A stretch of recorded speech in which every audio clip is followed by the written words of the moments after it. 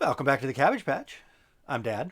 I'm Tommy. And I'm Gus. Right, and today I'm very excited because we just played a brand new pirate game called Sea Shanties. Sea Shanties, Which we did an unboxing of. which we did an unboxing of the other day. It's made by Pleiades Games. It's a game for 3 to 5 players.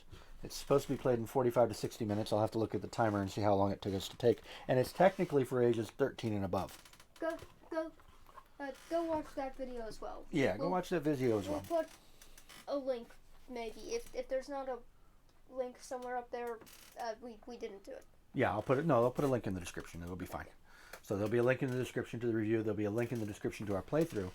And it's technically for ages 13 and above. Gus, were you able to play it? Yes. Yeah. Was it easy to play? Oh. Not really? Really? Because you almost won. It wasn't pretty easy, but I think I like dice-based combat systems a bit more than what we did. Well, we'll explain that in a second. So let's just sort of explain the game. So anyway, it's by Pleiades Games, and I do need to shout out to them again because I got 30% off of the game because I got my vaccine last week. So they gave me 30% off of the game, and it arrived. When did it arrive? Thursday? I think it arrived on Thursday. It might have arrived on Friday. So it arrived a day or two ago, and we unboxed it, like Tommy said, and looked at it. It's a pirate game. It's a pirate ship game. One of the cool things about what they're doing here is their entire game packaging doesn't have any plastic in it. There's not a single piece of plastic, and it's all cardboard. And these map squares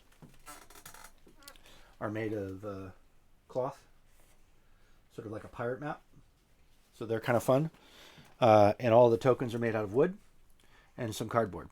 So, and even the combat dials have little metal studs in them, which is pretty cool, instead of plastic studs. So they went a long way to package this up without plastic. It wasn't even in shrink wrap. It was in a white plastic envelope, which we almost completely screwed up by playing with our plastic ships instead of the little wooden ships. But Gus talked me into playing with the wooden ships.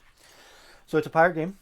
It's called Sea Shanties, and the reason it's called Sea Shanties is because it's got a musical theme, even though there's no singing that we did, right?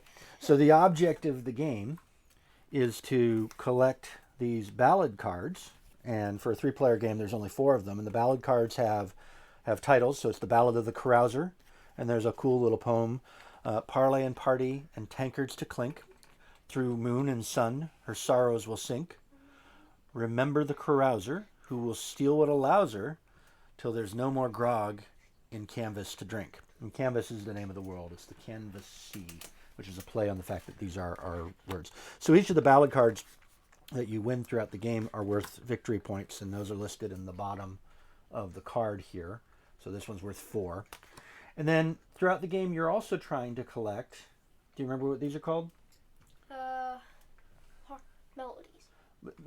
Verses. Verses. So a verse is composed of a lore card, which has a victory condition on it. So this card says, have exactly 11 crew in the tavern. And then if you do that and meet that condition, you get the melody card, which lets you put it on your captain's board down here, and it gives you a permanent effect for the rest of the game. Unless you switch it out. Unless you switch it out for another melody card. So you collect lore cards to get melodies. You collect resources. This is a fear resource card to collect ballads. And the game is over when either all of the ballads have been claimed, and they were all up here at the start of the game. I'm not sure you can see that. They were all up here. Or all of the lore cards have been turned over and are at least face up. Right? So the gameplay's pretty easy. You get 5 actions, right? And the actions can be any of the things, and you can do any of them more than once. You can sail a space, and the spaces are all sort of adjacent and laid out here on the map, as you can see. So you can go from 1, 2, 3, and when you're in an island space, you can also then do plunder, which means you can add or remove crew, which are these little wooden blocks, to that island. And if you have the most crew on any one island, you get to claim that island, which will matter in a later phase. You can abandon an island. So see, if you can see here, I've got 2 crew on here. I can take all of those crew off and put them back in what they call the tavern, which is your recruitment pool. I can recruit. I can take 1 guy from the tavern and put him on my ship over here. You can take 1 guy per. 1 guy per action, exactly. Or I can choose to battle another player. And this is the part that Tommy doesn't like as much, because the battle is a bidding system. So you get these dials, and I'm not sure you can see this in the video, but the dials have numbers on them. And you can bid up to the number of crew you have on your ship. And I'm going to show you, and you what know the you're darndest ship that, tokens. And you know you're darndest that if you have less crew than them, they're only going to bid 1 more crew than you have. Maybe. Depends on how many treasures I want to steal from you or how many crew I need to send back. So if you look at this, this is our captain's deck. The left-hand side rather, is the ship. So all the crew and treasure that I've plundered in any given round stay on the ship, for starters. And when you battle, you add up. You say, okay, I've got 15 crew and Tommy's got 7 crew. So Tommy can't bid more than 7, and I can bid up to 15. So yeah, I'm screwed. So I might bid 8, I might bid 9. And whatever the difference is, so if I bid 9 and Tommy bids 7, then I can take 2 treasures that he hasn't already buried, and I send 2 of my crew back to the tavern because they're tired. So that's combat. So you go through and you do combat. And when you do combat, you get a special resource token called a fear token. And I imagine that fear tokens play a much bigger role in the game when there's more than 3 players. So you're only really gathering treasure to gain the cards. You're gathering the treasure to gain the cards, and it only counts when you bury it, which is the second thing. So you can do those 5 actions. You can move, you can fight, you can put people on, you can take people off. Then you take the treasure that you have already collected for the turn, and you bury it. And burying treasure, it happens on the player card, and it moves from the deck of the ship to this little treasure map. So it's like the pirates have put their treasure, and on their treasure map, and X marks the spot, and that's where their stuff is, right? And then last but not least is you collect resources. And each of the island squares has a resource marker on it. This one's got a little bottle of grog. We called it rum throughout the game, but I believe it's called grog. And each of those let you collect 1 item of that type. And we made a couple of mistakes when we were playing the game, so we'll talk about those in a second. So you action, you bury, you collect, and then the next player takes their turn, trying to satisfy the conditions on the lore cards or on the ballad cards. So what's a rule that we didn't remember or needed to remember? Any idea? How about you? What's a rule? What's an important rule to remember? Your cards give you special. Always look at your card's special abilities. Right. So if you've got melody cards, for instance, and this one says collect an additional iron for every turn you do collecting, I sometimes forgot to do that. What about an important rule that you forgot?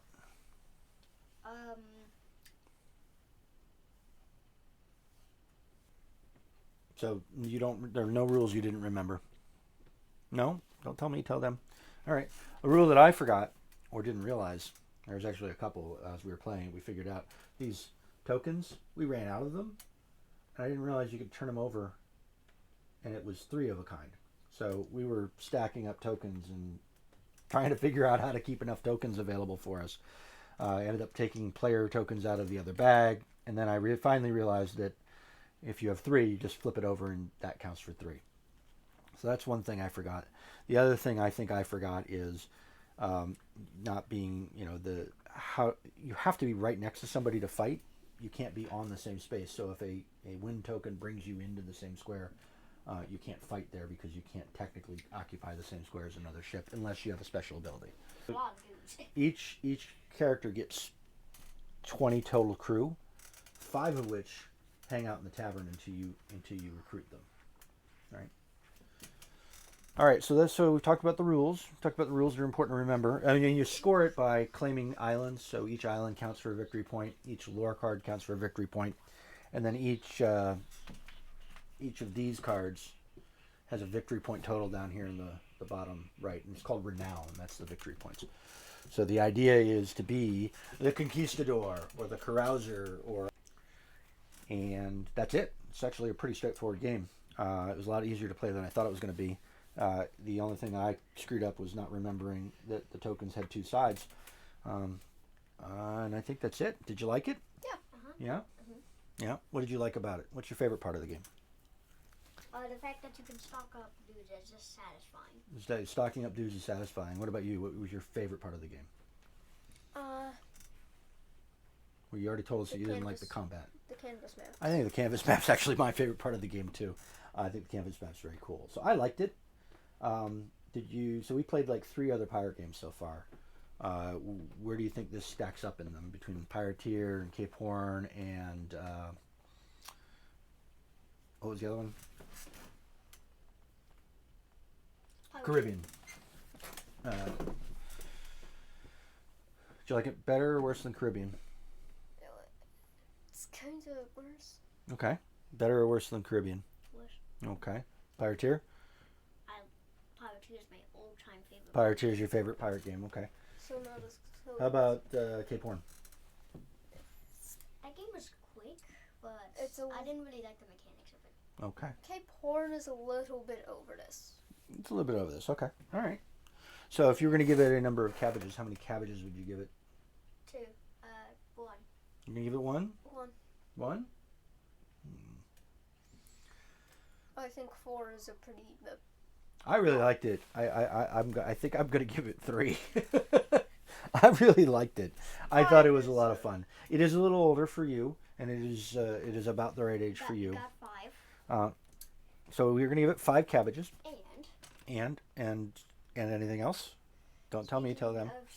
Speaking of sea shanties, there's been a song that has been stuck in my head for at least a couple weeks called "The Weatherman." Okay, let's. Am I going to have to edit this out? No, Can you sing it? Okay, nobody can hear that. Okay. Was that on one of the video games?